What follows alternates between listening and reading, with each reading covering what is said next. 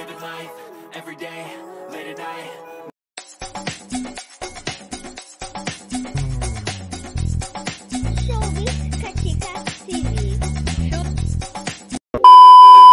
Hello mga kachika! Usap-usapan na naman nga ngayon sa social media si Kailyn Alcantara patungkol nga sa issue na kanyang kinakaharap at ng kanyang ex-boyfriend na si Kobe Paras. Ito nga ay dahil sa kanilang hindi masyadong magandang pagwawakas.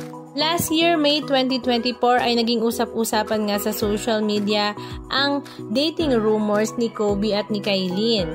At nag-impisa nga raw ang kanilang relasyon noong June 2024 nang maspatan nga sila ng mga netizens na sweet at holding hands while walking. Tuwang-tuwa naman ang mga netizens, lalong-lalo na nga ang mga fans ni Kailyn dahil finally ay meron na nga daw itong knight and shining armor na talaga namang perfect nga sa kanilang iniidolo. August 2024 ay growing closer na nga ang dalawa, and Kailyn publicly expressed gratitude for Kobe's unwavering support. Then, September 2024 naman ay nagkaroon nga sila ng joint project kung saan ito nga ay ang kanilang first project together. At nasundan pa nga ito ng New York Fashion Week kung saan si Kobe at si Kailyn nga ay nag-share sa runway walk for Filipino fashion designer na si Chris Nick, at tuwang-tuwa naman ang mami nga ni Kobe at full support na si Jackie Forster. At simula nga noon ay lagi na ngang magkasama at magkabuntot ang dalawa. Kahit nga sa ang showbiz events ay magkasama nga si Kobe at si Kailyn. Lagi nga nakabantay at nakaalalay si Kobe kay Kailyn Alcantara na talaga namang ikinakatuwa nga ng lahat. Full support din nga ang mga magulang, mga kapatid at buong pamilya ni Kailyn sa relasyon niya nga kay Kobe Paras. Pero this April 2025 ay talaga namang naging talk of the town nga ang hiwalayan ng dalawa, kung saan nga kasama na naman nga sa issue na ito ang magulang nga ng boyfriend ni Kailyn, kung saan si Jackie Forster nga ay nagsalita patungkol nga kung gaano ka-abusive at manipulative si Kailyn Alcantara. Pero deadma at unbothered queen na naman nga si Kailyn Alcantara patungkol sa mga issue na ibinabato sa kanya, bagkus ang kanyang ginagawa ay nagpo-post nga siya ng kung ano-ano sa kanyang social media at tinawag na naman nga siyang unbothered queen. Samantala si Sian Gasa naman ay nagbigay din ng pahayag patungkol sa issue na ito. According nga sa kanya, hindi ako binayaran ng pamilya ni Kailyn para depensahan si Kailyn. They can't afford me. Mayaman ba yan? Tinutulungan ko siya kasi alam ko kung paano ang pakiramdam ng pinagkakaisahan. Because I have a voice, I have an influence. Nagsisimula pa lang yung bata, pinababagsak nyo na kaagad porket matagal na kayo sa showbiz. Samantala, nagparinig nga rin siya ng kung ano-ano sa mami nga ni Kobe Paras na si Jackie Forster. Samantala, si Manay Lolit Solis naman ay kahit nga busy sa kanyang pagpapadialysis ay hindi pa rin nga niya napigilan na sumausaw sa issue na ito, kung saan nagbigay nga siya ng pahayag kung bakit nga daw kaya lagi na lang nasasangkot si Kailyn Alcantara sa mga ganitong issue. Ang mga netizens tuloy ay binalikan nga ang issue noon ni Carmina Villaruel at Kailyn Alcantara, kung saan sinabihan nga ng mga netizens na mamas boy nga daw talaga si Mabi dahil kahit ang relasyon nito ay pinapakialaman. At that time ay talaga namang nabash din nga ng husto si Carmina Villaruel dahil nga sa kanyang pangingialam sa kanyang kaanak na si Mabi.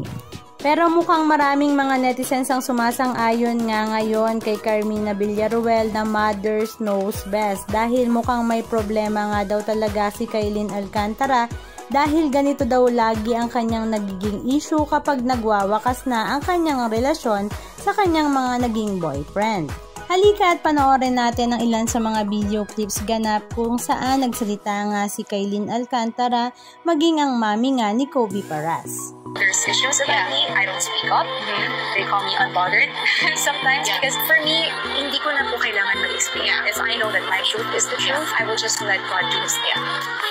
And you do not let yung mga the bumps in life affect you. Well, as long as, you know, I know that my intentions are clear, pure, siguro hindi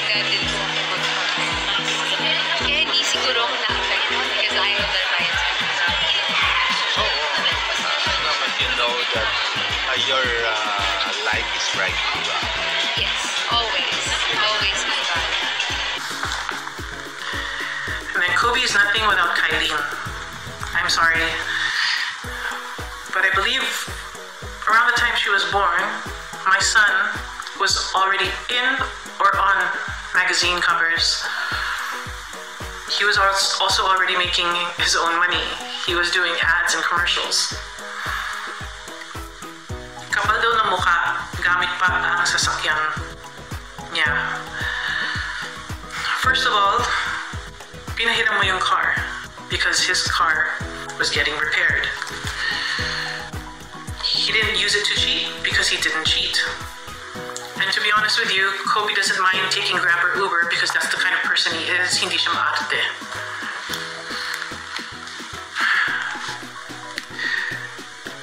Kylie also told Andre na ang sarap singilin ng rent.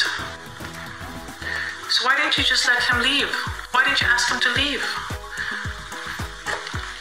You let him borrow your car and stay at your place while he was waiting on the condo that he wanted to buy, only for you and your family to belittle him. He was there because you asked, and he stayed because he wanted to try. Kylie, he gave you his password to his cell phone. You had it. You always checked his phone. He allowed you to. This last time, he was already distant.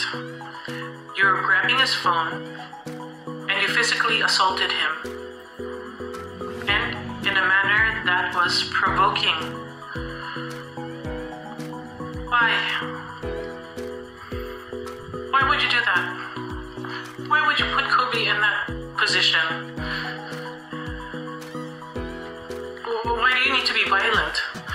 Anong masasabi nyo mga kachika? Just comment down below. And please don't forget to subscribe. Thank you!